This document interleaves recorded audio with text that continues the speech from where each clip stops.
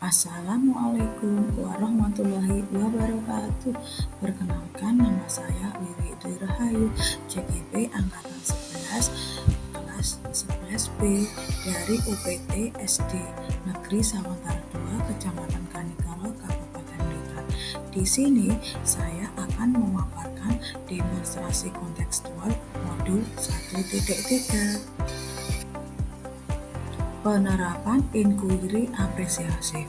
Inquiry apresiasif adalah suatu filosofi, suatu landasan berpikir yang berfokus pada upaya kolaboratif menemukan hal positif dalam diri seseorang, dalam suatu organisasi, dunia, dan di sekitarnya, baik di masa lalu, masa kini, maupun masa penerapan tahapan kerja. Tahapan kerja itu ada 5. Yang pertama, buat pertanyaan. Yang kedua, ambil pelajaran. Yang ketiga, gali mimpi. Yang keempat, jabarkan rencana. Yang kelima, atur eksekusi. Yang pertama yaitu buat pertanyaan.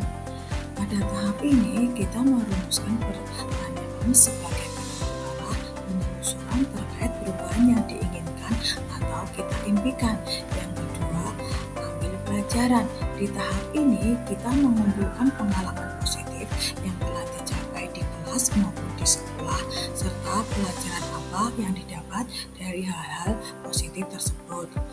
Yang ketiga yaitu gali mimpi. Pada tahap ini kita dapat menyusun narasi tentang kondisi ideal yang diimpikan dan diharapkan terjadi di lingkungan pembelajaran. Disinilah visi benar-benar dirumuskan dengan jelas. Yang keempat yaitu jabarkan rencana. Di tahap ini kita merumuskan rencana tindakan tentang hal-hal penting apa yang perlu dilakukan untuk mewujudkan visi. Yang kelima yaitu atur eksekusi. Pada tahap ini kita dapat menyusun narasi tentang kondisi ideal apa yang diimpikan dan diharapkan terjadi di lingkungan belajar. Di sini prakarsa perubahan yang saya buat yaitu mewujudkan murid yang taat beribadah dan memiliki akhlak mulia kepada sesama. Pertanyaannya, apa yang harus saya lakukan untuk mewujudkan murid yang berakhlak mulia kepada Tuhan dan sesama manusia? Dan daftar tindakan atau penyelidikan yang perlu dilakukan untuk menjawab pertanyaan tersebut adalah: 1. Melakukan identifikasi masalah dengan menyebarkan angket kepada murid. Yang kedua, diskusi dengan rekan sejawat mengenai upaya mewujudkan murid yang berakhlak mulia kepada Tuhan dan kepada sesama.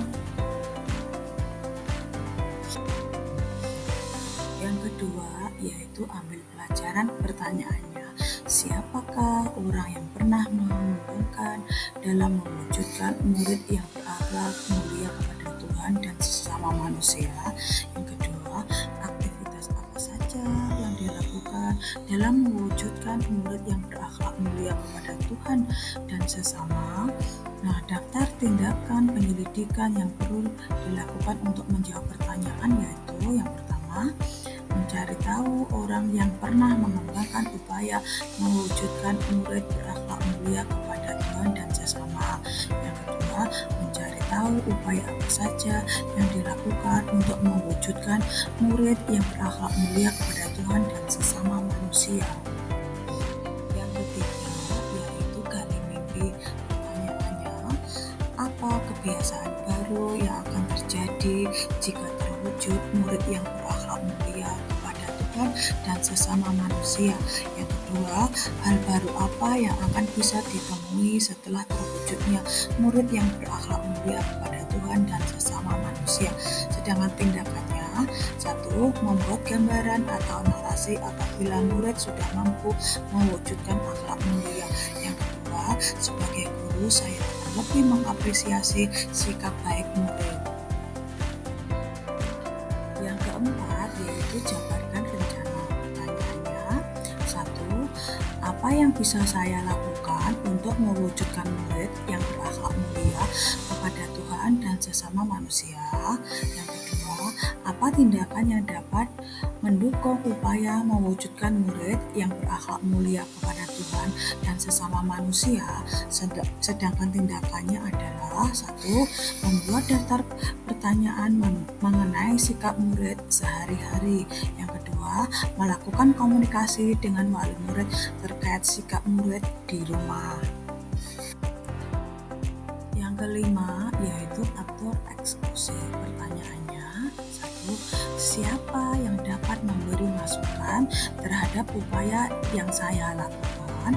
Kedua, siapa yang akan saya libatkan dalam mewujudkan murid yang berakhlak mulia kepada Tuhan dan sesama manusia? Yang ketiga, bagaimana pencatatan kemajuan upaya mewujudkan murid yang berakhlak mulia kepada Tuhan dan sesama manusia? Sedangkan tindakannya adalah membuat daftar mengenai siapa yang dapat memberi masukan, siapa yang saya libatkan, dan cara pencatatan kemajuan upaya mewujudkan murid yang berakhlak mulia kepada Tuhan dan sesama manusia. Demikian apa yang dapat saya sampaikan. Salam guru penggerak. Wassalamualaikum warahmatullahi wabarakatuh.